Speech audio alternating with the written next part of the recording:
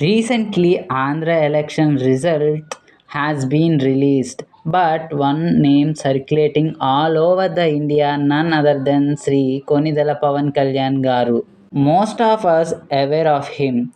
Now he is in news.